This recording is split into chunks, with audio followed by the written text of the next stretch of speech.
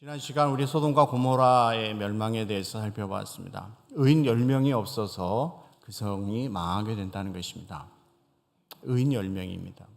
기도하는 사람이 없어서 그 죄악의 도성이 구원받지 못했다는 것이죠. 또 하나는 주님의 심판이 임할 때 주님의 심판은 철저하게 임한다는 것입니다. 예외가 없습니다.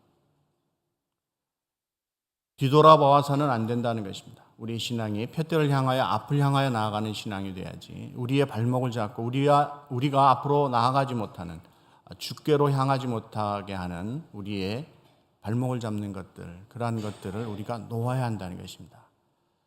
마지막 네 번째는 진노 중에라도 긍휼을 잊지 아니하시는 하나님의 사랑이 있어서 우리가 살아갈 수 있고 구원받을 수 있다는 것입니다. 기억하십시오. 진노 중에라도 긍휼을 잊지 아니하시는 하나님의 은혜가 임한다는 것입니다. 이것이 지난 시간에 살펴본 내용이죠. 오늘 본문에서는 드디어 기다렸던 아들 이삭이 출생하는 기사가 나오고 있다는 것입니다. 자, 먼저 오늘 본문으로 돌아가기 전에 우리가 먼저 생각할 것이 있다는 것이죠. 자, 이 이삭의 출생을 대하면서 우리는 무엇을 먼저 생각해야 되는가? 하나님께서는 말씀하신 대로 행하시고 말씀하신 대로 이루시는 하나님인 것을 성경은 계속해서 강조하고 있다는 것입니다.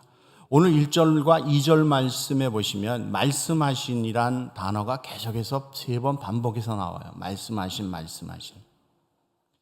하나님께서 말씀하신 대로 이루어 가시는 하나님이신 것을 보여주고 있다는 것입니다. 그래서 1절에 보시면 여호와께서 말씀하신 대로 사라를 돌보셨고, 그렇게 말씀합니다. 여호와께서 말씀하신 대로 사라를 돌보셨다 말씀합니다. 이 돌보셨다라고 하는 히브리 원어를 보면 방문하다, 찾아온다라는 의미예요. 방문한다, 찾아온다. 그래서 이 1절 전반절을 직역을 하면 이렇습니다. 여호와께서 말씀하신 대로 사라를 찾아오셨다. 그것을 한국 성경에는 돌보셨다라고 표현한 것이죠. 18장 10절에는 이런 내용이 나옵니다. 창세기. 그가 이르시되 내년 이맘때 내가 반드시 내게로 돌아오리니 내 아내 사라에게 아들이 있으리라 하시니. 하나님께서 말씀하시잖아요. 내년 이맘때 내가 내게로 돌아온다. 그리고 너에게 아들 이삭이 있을 것을 말씀하고 있다는 것입니다. 그 말씀하신 대로, 그 약속하신 대로 하나님께서 1년 후에 찾아오셔서 사라에게 아들이 태어나게 된다는 것입니다. 무엇을 보여주고 있습니까? 신실하신 하나님, 말씀하신 대로 이루어 가시는 하나님. 하나님은 인자가 아니심으로 시건치 아니하신다는 거예요. 사람은 말한 것을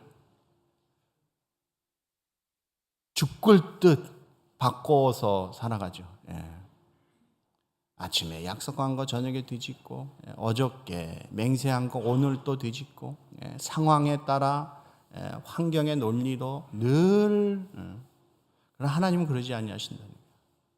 인자가 아니신 거로 시건치 아니하신 하나님, 말씀하신 대로 이루어 가시는 하나님, 약속하신 것을 신실하게 지키시는 하나님, 그 하나님을 보여주고 있다는 것입니다. 이사야 55장 10절로 11절 말씀 보면 이런 내용이 있습니다. 같이 한번 읽어볼까요? 시작. 이는 비와 눈이 하늘로부터 내려서 그리로 되돌아가지 아니하고 땅을 적셔서 수질이 나게 하며 싹이 나게 하여 파종하는 자에게는 종자를 주며 먹는 자에게는 양식을 줌과 같이 내 입에서 나가는 말도 이와 같이 헛되이 내게로 되돌아오지 아니하고 나의 기뻐하는 뜻을 이루며 내가 보낸 일에 형통함이니라. 아멘. 내 입에서 나가는 말도 헛되이 내게로 돌아오지 아니하고 나의 뜻을 이룬다. 하나님의 뜻을 반드시 이룬다라고 말씀합니다. 나의 명하여 보낸 일에 형통하리라고 말씀합니다. 그리고 하나님께서는 말씀하신 대로, 하나님께서 약속하신 대로 이루어 가시는 신실한 하나님이신 것을 보여주고 있다는 것입니다. 그 하나님이 우리의 하나님이신 줄 믿습니다. 네. 자, 이제 이삭이 출생합니다. 그런데 이 이삭의 출생은 단순한 사건으로 보아서는 안 된다는 거예요. 구약 성경은 오실 메시아에 대해서 증언하고 있는 것입니다. 신약 성경은 오신 메시아에 대해서 증언하고 있는 것이에요. 신구약 성경의 주인공은 예수 그리스도이십니다. 그 예수 그리스도를 중심으로 성경을 보는 것을 구속사적 흐름이라고 이야기하는 것이죠. 그러므로 우리가 성경을 볼 때 예수 그리스도를 중심으로 Christ-centered, 구속사적으로 성경을 볼 줄 아는 안목이 열려야 된다는 것입니다. 성경이 할 일 없어서 단순하게 어떤 사건을 기록하는 것이 아닙니다. 그것은 구속사에 필요한 사건이기 때문에 성령께서 기록하라 하셔서 기록된 것입니다. 자, 이삭이 출생했습니다. 이 이삭의 출생은 장차 오실 메시아 예수 그리스도의 탄생을 예표로 보여주고 있다는 것입니다. 그러므로 오늘 우리는 이 본문을 통해서 구속사적인 관점으로 이삭의 출생을 보아야 할 필요가 있다는 것이죠. 그리고 동시에 예수 그리스도의 탄생과 비교해서 생각할 때 이삭의 출생이 우리에게 주는 의미는 대단히 크다는 것입니다. 자, 첫째 생각하실 것은 하나님의 정하신 때에 출생했다는 거예요. 하나님의 정하신 때, 이것이 중요합니다. 그때 출생한 것입니다. 아무 때나 태어나지 않았어요. 이삭 몇 년 기다렸습니까? 25년 기다렸습니다. 지금 아브라함 몇 살이에요? 100세예요. 사라는 90세입니다. 하나님께서 약속을 주신 후에 25년을 기다린 것이에요. 25년을 기다려서 아브라함이 100세와 사라가 90세인 이때가 바로 하나님의 때고 이때가 이삭이 이 땅에 출생할 때라는 것입니다. 왜 하나님은 이때 주십니까? 지금은 아브라함과 사라가 인간적인 방법과 능력으로는 도저히 애를 낳을 수 없는 때예요. 자신들의 힘으로 낳을 수 있는 때가 아니라는 것입니다. 오직 하나님의 능력으로만이 아이를 얻을 수 있는 때예요. 그러므로 아브라함과 사라가 이삭을 얻고 누구를 찬양합니까? 하나님을 찬양하게 되는 거예요. 자신들이 아는 거예요. 이게 자신들의 능력으로 얻은 아들이 아니라는 것을 아는 거예요. 이것은 하나님의 능력으로, 하나님의 전능하심으로 이루어진 사건이라는 것을 깨닫게 되는 것입니다. 그리고 하나님을 찬양하는 거예요. 하나님을 향한 하나님의 전능하심에 대한 믿음의 고백을 하게 된다는 것입니다. 예수 그리스도 이 땅에 오셨습니다. 어느 때 오세요? 하나님의 정하신 때에 오시는 거예요. 아무 때나 오시는 거 아니에요. 하나님이 정하신 때에 하나님께서 보내셔서 이 땅에 오시게 되는 것입니다. 갈라디아 4장 4절에 보시면 이런 말씀이 있어요. 때가 참에 하나님이 그 아들을 보내사 여자에게서 나게 하시고 때가 참에 때가 되매 하나님께서 예수 그리스도를 이 땅에 보내시는데 누구를 통해서 나게 하세요? 여자를 통해서 나게 하신다고. 예수님의 인성을 보여주고 있는 것이죠. 하나님이신 그분이 이 땅에 오시는데 여자를 통해서 오시게 된다는 것입니다. 예수님은 아무 때나 오시지 않습니다. 하나님의 때에 오시는 거예요. 예수님의 초림도 하나님의 때에 오심과 동시에 놓쳐서는 안 되는 중요한 것은 예수님의 재림의 때가 있습니다. 예수님 다시 오심을 믿으십니까? 믿으셔야 돼요. 그리고 그날을 사모하시면서 사셔야 돼요. 그게 예수 믿는 성도들의 바른 신앙의 자세입니다. 예수님 다시 오심에 대한 관심도 없고 언제 오실 거에 대한 관심도 없고 이 땅의 것이 전부인 양 살아가는 것은 예수 믿는 사람의 자세가 아니라는 것이죠. 자, 예수님의 초림도 하나님의 정하신 때에 오셨다고 하면 예수님의 재림도 하나님의 정하신 때에 반드시 오시게 돼 있다는 것입니다. 그러므로 여러분, 하나님의 때를 볼 줄 아는 성도들이 되어야 된다는 것이죠. 하나님의 때가 있습니다. 그 하나님의 때를 볼 줄 아는 영안이 열리셔야 돼요. 믿음의 눈이 열리셔야 됩니다. 여러분의 때가 아니에요. 나의 시간이 아니에요. 하나님의 때예요. 하나님의 때에 하나님께서는 하나님의 일들을 이루어 가신다는 거예요. 그 하나님의 때를 볼 줄 알면 얼마나 좋습니까? 하나님의 때에 하나님 앞에 쓰임 받으면 얼마나 좋아요. 하나님의 때에 하나님께서 쓰시는 여러분의 물질이면 얼마나 좋습니까? 하나님이 쓰시는 물질이 있고 하나님이 쓰시는 사람이 있어요. 하나님이 쓰시는 재능이 있어요. 그거를 볼 줄 아셔야 됩니다. 많이 가지시면 뭐합니까? 그 물질이 여러분을 위해서만 쓰다가 가시는 물질이면 무슨 의미가 있습니까? 세상 사람도 그렇게 사는 거예요. 트럼프도 그렇게 사는 거예요. 많이 가졌냐 적게 가졌냐 중요한 것이 아니라 내가 지금 소유하고 있는 이것이 하나님께로부터 온 것이고 이것이 하나님의 때 하나님 앞에 쓰임받는 물질이 되면 그거보다 영광이 어디 있습니까? 아니에요? 아무리 재능이 많으면 뭐합니까? 그 재능 가지고 자기만 위해서 살다가 가면 그게 무슨 의미 있는 인생이에요? 자그마한 재능이지만 하나님 때 하나님 앞에 붙잡힌 바 되어 주께 쓰임 받는다고 하면 그것만큼 복된 인생이 어디 있냐는 것이죠. 깊이 생각하셔야 하는 거예요. 하나님의 때를 볼 줄 아는가? 하나님의 때에 내가 하나님 앞에 쓰임 받는 것인가?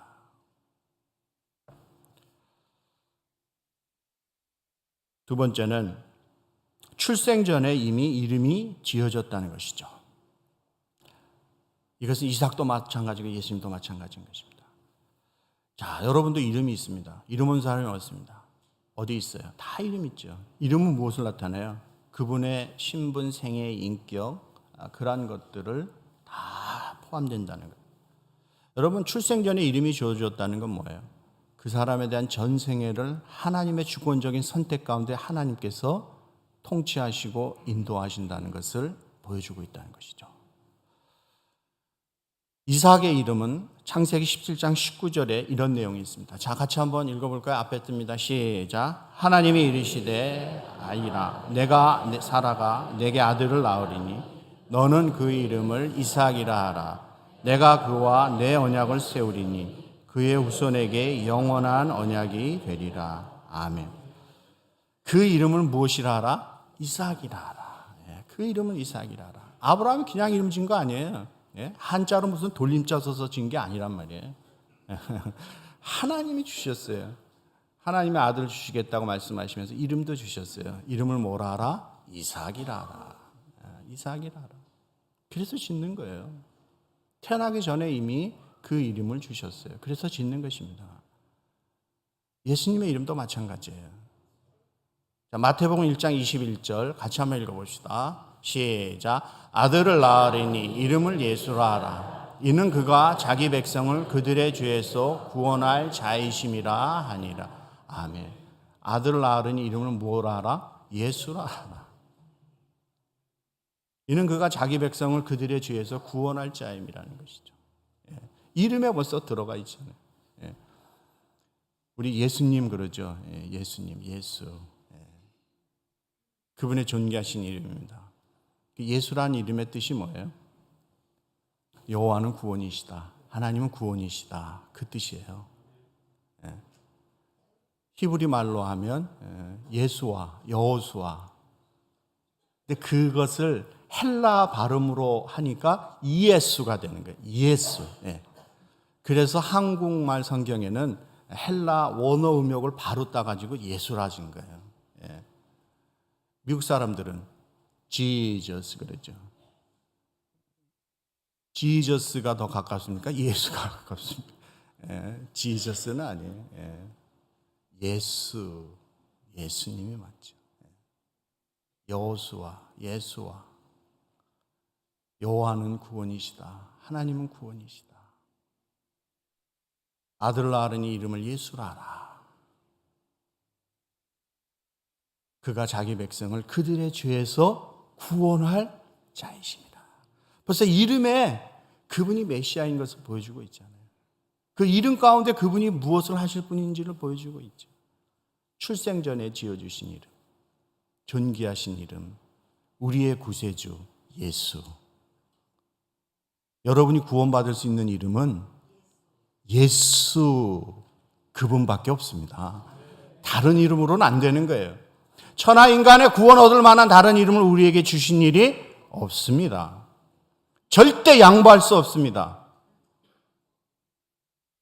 예수 그분만이 우리의 구세주이시고 그분만이 우리의 죄에서 우리를 구원하실 수 있는 하나님이십니다. 잊지 마십시오. 세 번째는 초자연적인 탄생 기사를 보여주고 있다는 것이에요. 초자연적인 탄생 기사입니다. 자, 이삭의 기사를 보십시오. 어머니가 몇 살이에요? 90세예요. 이름은 사라예요. 아버지는 누구예요? 아브라함이에요. 나이가 몇 살이에요? 100세예요. 본인들이 알아요. 자기의 몸이 이미 죽은 몸. 권사님도 웃으시잖아요. 어머 90세 된 노인이 무슨 애를 낳아, 그런 의미죠. 그죠? 아유, 망측해라. 옛날 우리 한국 표현하면 그런 거죠. 여러분 90에 아이 낳는 사람 보셨어요? 옛날에 대단하신 분들 한갑에 낳는 분도 계시다고 하는데 90에 어떻게 낳는 거예요? 두 사람 다 이미 자신의 몸이 죽은 걸 아는 거예요.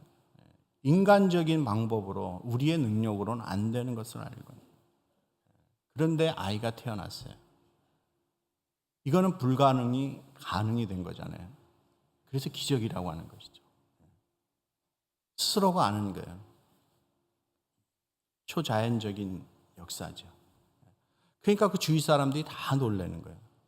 세상에 어떻게 저런 일이 있어. 요새 같았으면 아마 인터뷰하자 그러고 뭐 TV에 나오고 뭐 유튜브에 뜨고 난리 났을 겁니다. 대단한 일이죠. 야, 이런 일이 있을 수 있을까? 사람의 힘으로는 안 되지만 하나님의 능력으로 되는 것이에요. 성경 그걸 우리에게 보여주고 있는 것이죠. 예수님 탄생도 마찬가지입니다. 마리아가 뭐라고 고백해요? 사내를, 남자를 알지 못하는 나에게 어찌 이런 일이. 예수님의 탄생도 초자연적인 사건이라. 자, 이건 성경을 찾아보셔야 됩니다. 누가복음 1장을 가서 찾아보세요. 누가복음 1장.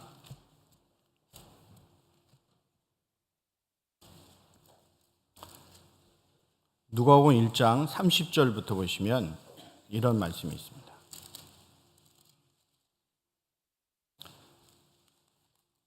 여러분의 성경을 피시고 보셔야 됩니다. 제가 30절부터 읽습니다. 자, 예수님의 탄생 기사에 대해서 성경이 이렇게 증언하고 있습니다. 누가복음 1장 30절부터. 성경 안 가져오신 분은 앞에 화면 보시면 스크린에 뜹니다. 자, 30절 제가 있습니다. 천사가 이르되 마리아여 무서워하지 말라. 내가 하나님께 은혜를 입었느니라. 보라, 내가 잉태하여 아들을 낳으리니 그 이름을 예수라 하라. 그가 큰 자가 되고 지극히 높으신 이의 아들이라 일컬어질 것이요 주 하나님께서 그 조상 다윗의 왕위를 그에게 주시리니 영원히 야곱의 집을 왕으로 다스리실 것이며 그 나라가 무궁하리라. 마리아가 천사에게 말하되 나는 남자를 알지 못하니 어찌 이 일이 있으리이까. 정상적인 질문이죠. 정상적인 말이죠. 아니, 나는 남자를 알지 못하는데 어떻게 이런 일이 있을 수 있습니까? 하는 것이죠. 35절입니다. 천사가 대답하여 이르되 성령이 내게 임하시고 지극히 높으신 이의 능력이 너를 덮으시리니 이러므로 나실 바 거룩한 이는 하나님의 아들이라 일컬어지리라. 예수 그리스도의 신성과 인성을 동시에 보여주고 있는 내용이죠. 보라, 내 친족 엘리사벳도 늙어서 아들을 배었느니라. 본래 임신하지 못한다고 알려진 이가 이미 6달이 되었나니 대저 하나님의 모든 말씀은 능하지 못하심이 없느니라. 대저 하나님의 모든 말씀은 능하지 못하심이 없느니라. 마리아가 이르되 주의 여종 이오니 말씀대로 내게 이루어지이다. 말씀대로 내게 이루어지이다 하며 천사가 떠나가니라. 아멘. 예수님의 탄생의 기사가도 이것은 초자연적인 역사인 것입니다. 이거는 믿음이 없이는 받아들일 수가 없는 거예요. 인간의 이성과 과학과 논리로서는 설명할 수 없는 것입니다. 마리아도 천사에게 그렇게 이야기하잖아요. 내가 사내를, 남자를 알지 못하는데 어떻게 이런 일이 있을 수 있습니까? 2000년 전 여자는 무식해서 여자가 남자랑 관계를 안 해도 임신할 수 있다라고? 아니죠. 여자 혼자 임신할 수 있다라고 그렇게 생각해요? 아니에요. 2000년 전에도 그런 건 다 알아요. 안 가르쳐도 다 알아요. 내가 사내를 알지 못하는데 어떻게 나에게 이런 일이 있습니까? 대저 여호와의 말씀은 능치 못하심이 없느니라. 주의 말씀대로 이루어지이다 하면서 아멘 하고 받는 것입니다. 사랑하는 성도 여러분, 믿음이 없이는 성경은 무슨 만화책 같은 이야기죠. 그래서 창세기 시작할 때 제가 첫 절, 태초에 하나님 천지를 창조하시니라. 성경을 열면서 창세기 1장 1절에서 하나님은 선언하시는 거예요. 우리가 믿음으로 그것을 받아야 그 다음 스텝이 열려가는 것입니다. 창세기 1장 1절을 믿는 우리는 예수님께서 성령으로 말미암아 동정녀의 몸에 잉태하시고 태어나신 줄 믿습니다. 이것이 우리의 신앙의 고백이 된다는 것입니다. 초자연적인 역사예요. 믿음의 세계는 초자연적인 역사입니다. 우리의 이성과 과학으로 설명할 수 없는, 그러나 우리는 믿음의 눈으로 그것을 믿고 보고 걸어간다는 것입니다. 네 번째는 이삭의 출생과 예수님의 탄생은 큰 기쁨의 사건이었다는 거예요. 자, 이삭이 태어났습니다. 누가 제일 기뻤어요? 엄마 아빠가 제일 기쁜 거예요. 예. 이삭이 태어나니까 사라와 아브라함이 미칠 듯이 기쁜 것입니다. 그렇게 기다렸는데 하나님의 약속을 기다리지 못해서 인간적인 방법으로 10년 기다렸다가 애를 하나 낳았어요. 이스마엘. 하나님 걔 아니다. 이게 약속의 아들이 아닙니다. 그래서 기다렸습니다. 25년 만에. 그때는 자신들의 능력과 힘으로 할 수 있다고 생각했어요. 하나님 그거 아니라. 지금은 완전히 포기했습니다. 자신들의 몸이 죽은 것을 아는 거예요. 지금은 우리의 힘으로 안 됩니다. 천부의 의지 없어서 손 들고 하나님 앞에 갑니다. 하나님의 능력이 아니고서는 안 됩니다. 라고 고백하며 나갈 때 이 일이 이루어진 거예요. 얼마나 기뻐요? 자식을 얻은 기쁨, 25년 만에 얻은 기쁨, 얼마나 기쁩니까? 결혼하면 그냥 바로 임신해서 턱턱 낳는 게 당연한 줄 알죠? 아니, 그렇지 않아요. 하나님이 태문을 여시니까 낳을 수 있는 거죠. 애를 오래오래 기다리다 낳는 분들이 계시잖아요. 25년 기다렸어요. 이 기쁨은 본인 아니고선 모르는 거예요. 얼마나 큰 기쁨인지. 보통 여러분 결혼해서 자식을 낳으면 기쁘지 않아요? 안 기쁘세요? 아들, 딸 낳는데 안 기뻐가지고 인상 쓴 사람이 없어요. 다 기뻐요. 낳을 때는. 낳을 때는 하여튼 다 이놈이 속을 새길 저 그건 다 모르지만 하여튼 자식 얻은 기쁨. 할머니, 할아버지 기쁘셨잖아요. 손자, 손녀 낳을 때. 그죠? 저는 아직 아닙니다만 보통 그러시더라고요. 목사님, 손자, 손녀 낳아보세요. 아들, 딸보다 더 이쁩니다. 그거 재롱에 내가 아주 쏙 빠집니다. 이제 기대하고 있습니다. 근데 그날이 언제인지는 모르겠습니다. 여러분, 손자, 손녀 나니까 얼마나 좋으셨어요? 바로 그거예요. 기쁨이라는 거예요. 근데 이 세상에 기쁨이 많이 있습니다만 자식으로 인하여 오는 기쁨만큼 큰 기쁨이 없어요. 그 얘기 뭐예요? 누가 내 아들을, 누가 내 딸을 칭찬해요.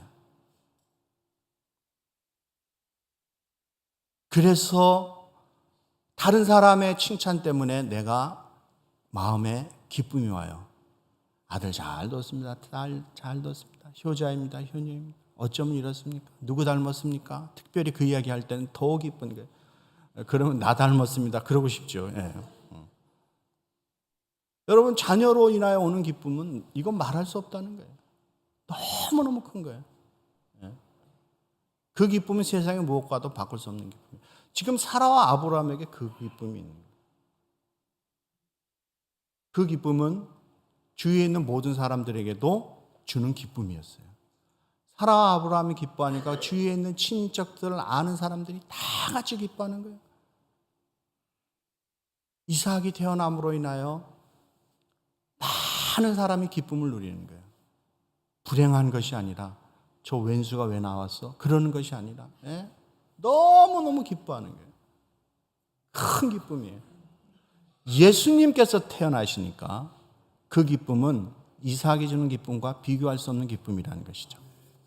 세상이 줄 수 없는 기쁨, 영원한 기쁨, 세상에 알 수 없고 세상이 줄 수도 없는 기쁨, 주님 안에만 있는 기쁨. 그 기쁨이 우리 주님께로부터 우리에게 임하게 된다는 것입니다. 자, 누가복음 피셨죠? 2장 8절로 14절까지 한 번만 더 보겠습니다. 누가복음 2장 8절로 14절입니다. 예수님의 탄생 소식이 얼마나 기쁜 소식인가에 대해서 성경이 이렇게 표현합니다. 자, 안 가져오신 분은 앞에 보시고요. 성경 가져오신 분은 누가복음 2장 8절부터 제가 있습니다.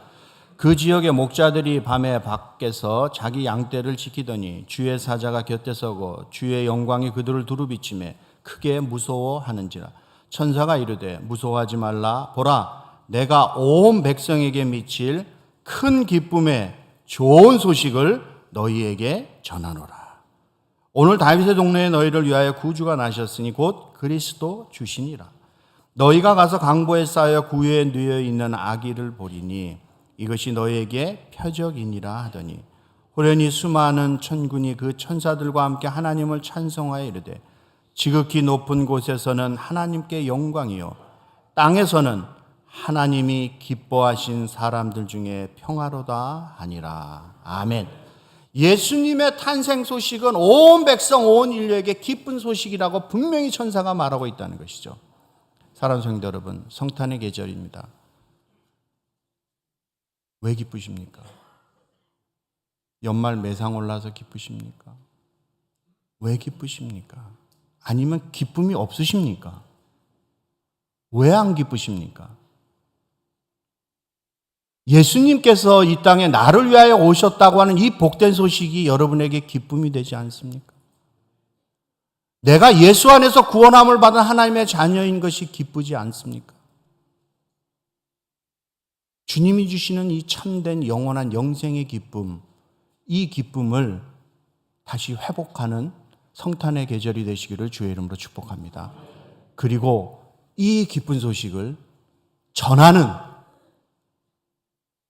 주님의 생명을 좀 나누시는, 우리가 받은 복을 좀 나누면서 사시는 하나님의 자녀들 되시기를 주의 이름으로 축복합니다.